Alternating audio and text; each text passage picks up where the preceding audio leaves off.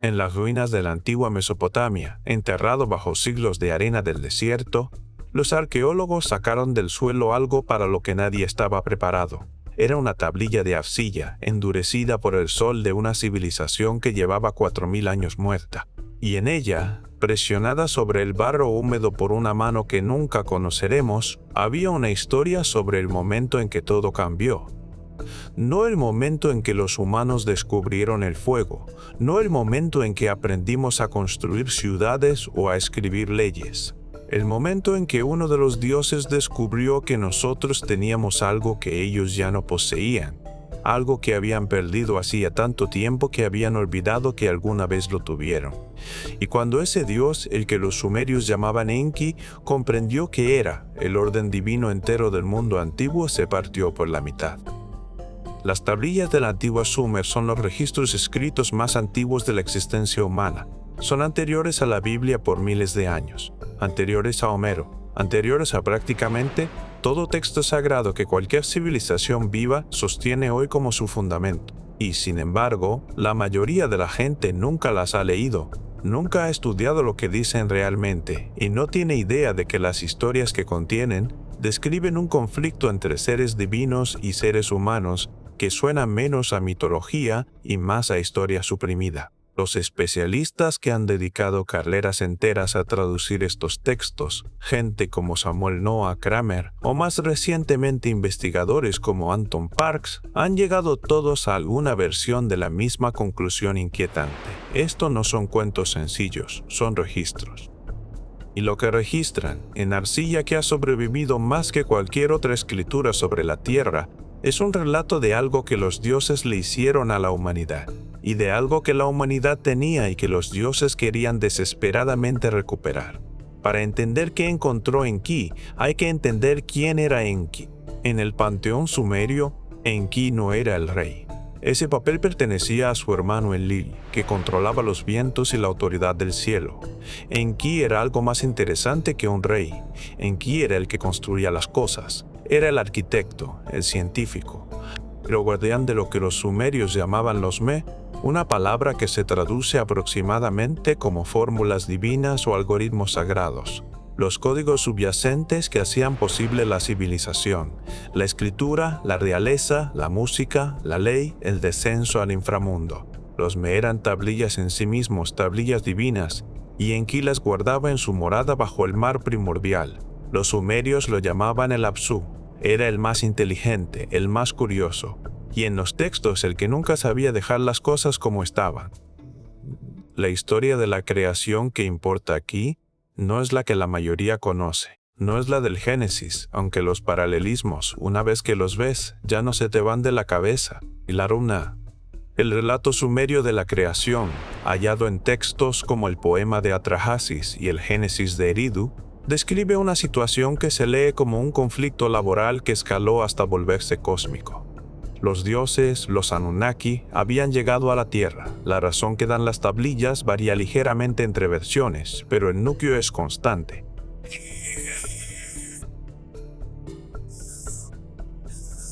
Vinieron por recursos. Concretamente, el texto nombra el oro.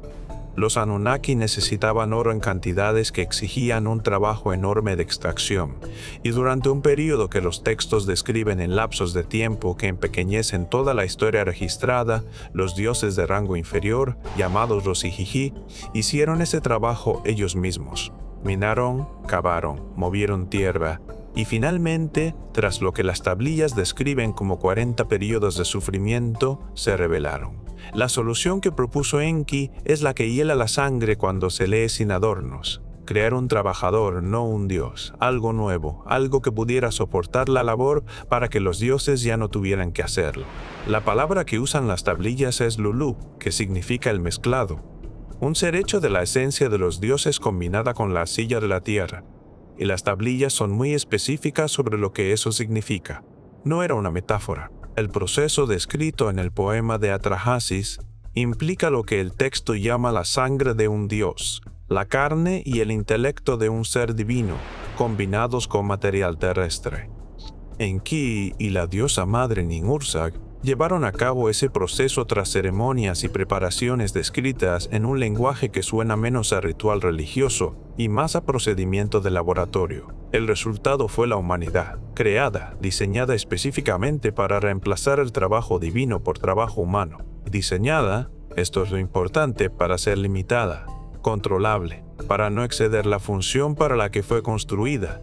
Dentro del corpus de textos sumerios y acadios hay una categoría de tablilla que los especialistas clasifican como literatura sapiencial, textos que registran no solo acontecimientos mitológicos, sino reflexiones filosóficas sobre esos acontecimientos, conversaciones entre seres divinos que revelan lo que realmente pensaban sobre lo que habían hecho. Uno de esos textos, reconstruido parcialmente a partir de fragmentos repartidos entre varias colecciones, incluidos el Museo Británico y el Penn Museum de Filadelfia, registra algo que Enki dice después de un periodo observando a los humanos que ayudó a crear. El pasaje está dañado. Partes siguen sin poder traducirse porque la arcilla se rompió exactamente en los lugares equivocados. Pero lo que sobrevive basta para haber dividido a los investigadores en bandos que todavía discuten, porque lo que Enki parece decir en las líneas que se conservan es que los humanos poseen algo que los dioses no, algo que los dioses tuvieron alguna vez y que perdieron en el pasado profundo, antes de los acontecimientos de las tablillas. Y su reacción en el texto no es triunfal, no es de satisfacción. Se lee, según el traductor, en algún punto entre lo reverente y el miedo. ¿Qué era? Esa es la pregunta que lleva décadas tirando de los bordes de los estudios antiguos. Y la respuesta, ensamblada al cruzar las tablillas sapienciales con los textos de la creación, con el relato del diluvio y con los textos que describen los tratos entre Enki y humanos concretos, como la figura conocida como Adapa, apunta hacia algo que suena casi demasiado simple, hasta que entiendes lo que significa a escala. Los humanos no habían perdido la capacidad de cierto tipo de experiencia interior, una conexión con algo que los textos describen como la fuente, el origen profundo, aquello que existía antes de que llegaran los Anunnaki, antes de que el universo tomara la forma que describen las tablillas. Dioses se habían vuelto tan incrustados en la jerarquía, en la función, en la mecánica de la administración cósmica que habían perdido el acceso. Hay otra figura en este relato que casi nunca se cita en la literatura popular, pero que está tranquilamente en las traducciones académicas disponibles para cualquiera dispuesto a mirar.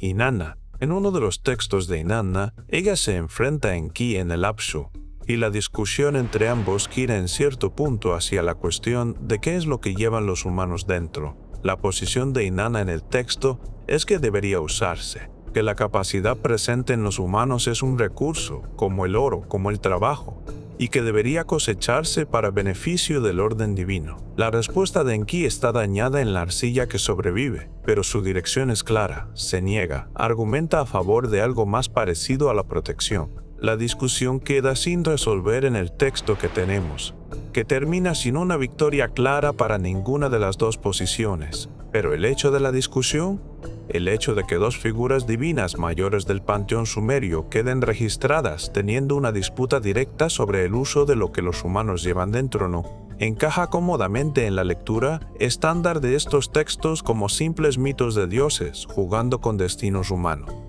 La cuestión del alma, que la mayoría asocia con tradiciones religiosas posteriores, aparece en el material sumerio en una forma más antigua, más extraña y más específica que las versiones que vinieron después. El concepto sumerio más cercano a lo que llamaríamos alma es el término Hidim, el espíritu de los muertos.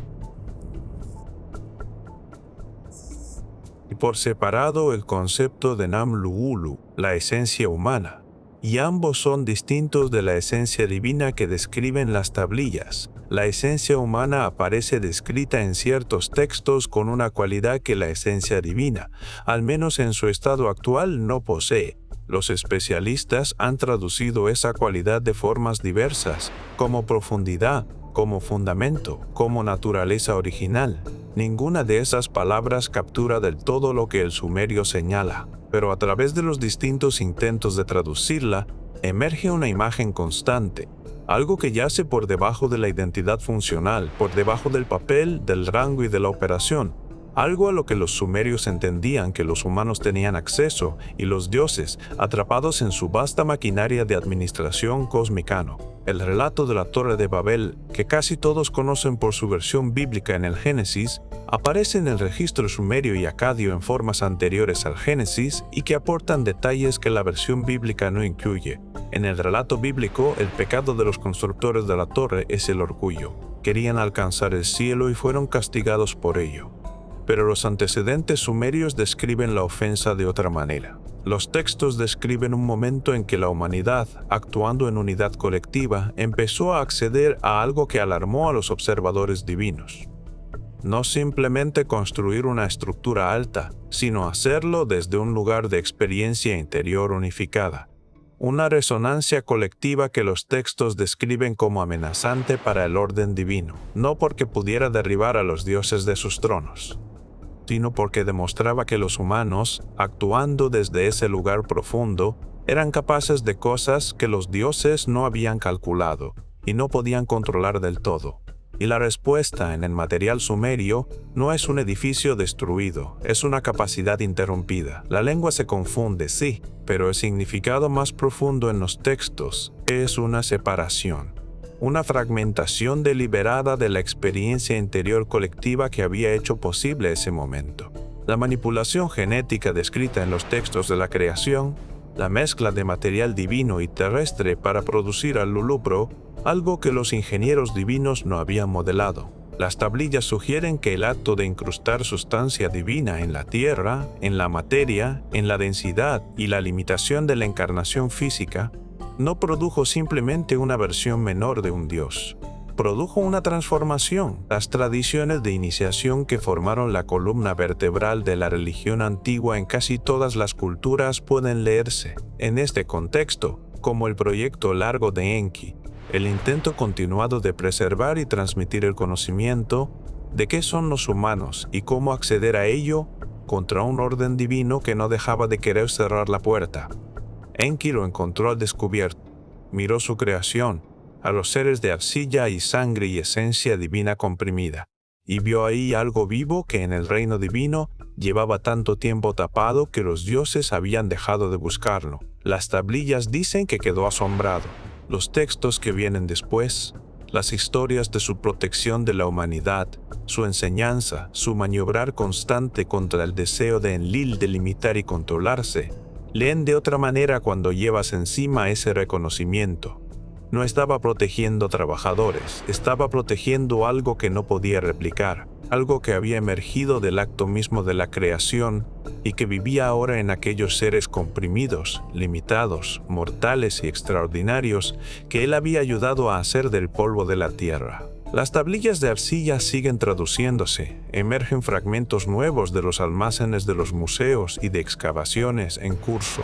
El corpus no está completo. Hay huecos en el registro que, de llenarse, podrían cambiar el cuadro. Pero el cuadro que tenemos, ensamblado a partir de lo hallado, traducido y cotejado a lo largo de 70 años de estudio serio, es lo bastante coherente como para hacer la pregunta sin rodeos. Si los registros escritos más antiguos de la historia humana describen, de forma consistente, técnica y detallada, un acontecimiento en el que seres divinos crearon a la humanidad, y después descubrieron que la creación había producido algo que no habían planeado, algo que ellos habían perdido y volvieron a encontrar en su propia obra, ¿qué se supone que debemos hacer con eso? Las tablillas no responden a esa pregunta. No fueron escritas para responderla. Fueron escritas para registrar lo que pasó, y lo hacen con la especificidad y la constancia de quien cree estar escribiendo historia. Lo que Enki descubrió en la humanidad ha sido tapado muchas veces desde que se presionaron esas tablillas, tapado por religiones que hicieron pequeño al ser humano ante un Dios que no necesita nada, por filosofías que convirtieron la vida interior en un asunto privado sin consecuencia cósmica, por sistemas de toda clase que necesitaban humanos que fueran trabajadores, consumidores y soldados, en lugar de lo que los textos sumerios sugieren que realmente somos. Pero nunca, insisten las tablillas del modo más indirecto, nunca llegó a desaparecer. Sigue ahí, sigue debajo. Sigue siendo lo que era el día en que Enki miró a los primeros humanos y sintió, con todo su conocimiento divino, su dominio de los Mei y su mando sobre las fórmulas sagradas de la civilización, algo cercano al asombro. Las tablillas están en los museos, las traducciones están en las bibliotecas. La arcilla ha durado 4000 años y probablemente durará 4000 más. Lo que sea que presionaron en ella las manos de los escribas de la antigua Sumer, lo que sea que consideraron lo bastante importante como para preservarlo en el único medio en que confiaban para sobrevivir, sigue ahí, sigue siendo legible. Sigue diciéndole a cualquiera que se siente con ello el tiempo suficiente, que esa cosa dentro de ti que te cuesta nombrar, la que está debajo de tu función, de tu papel y de tu acumulación diaria de identidad, es más antigua que cualquier religión que haya pretendido explicarla, más antigua que las historias contadas sobre ella, más antigua que los dioses que la encontraron en ti y no pudieron encontrarla en sí mismos. Eso es lo que dice la tablilla, eso es lo que Enki encontró, 4000 años después, presionado en arcilla seca dentro de una vitrina en algún museo de Londres, Filadelfia o Bagdad, sigue esperando a que alguien lo lea y entienda que nunca fue, en realidad, sobre los dioses.